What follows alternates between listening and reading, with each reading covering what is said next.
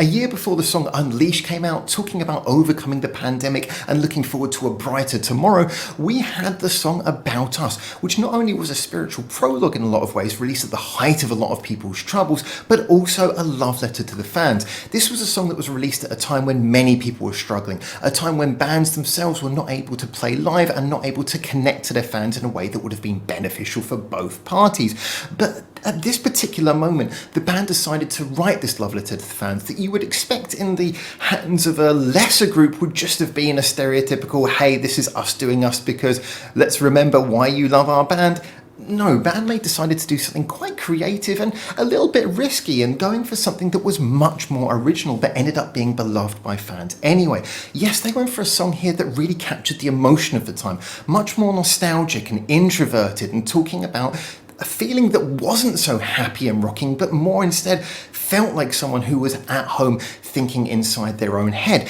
And in doing so, they went for such a poppy, soundscapey effect that it's so amazing and very much to the credit of the band that it managed to connect so well and resonate with their majority hard rock fans. In this song, we have piano very much at the core. We have backing vocals that are big and echoey and reverby. We have Akane moving between acoustic and electric drums, and we even have sampling at the beginning of the song that is a very heavy component of setting up the mood of this entire track. And yet at the heart of it, it manages to capture a lot of the things that we want from a Band-Maid song. It is intricate, it does understand its mood, it has a lot of great musicianship. Listen out for what Misa's doing in the background, as always, doing some amazing bass. Even though it's very subtle with the occasional little flare popping up to the front, she does do a fantastic line throughout this entire thing. Every single member is, once again, going for something very understated, but that really underpins the core mood of this song and is brought together by a big anthemic, very simple chorus that is just enough to both push through to your heartstrings,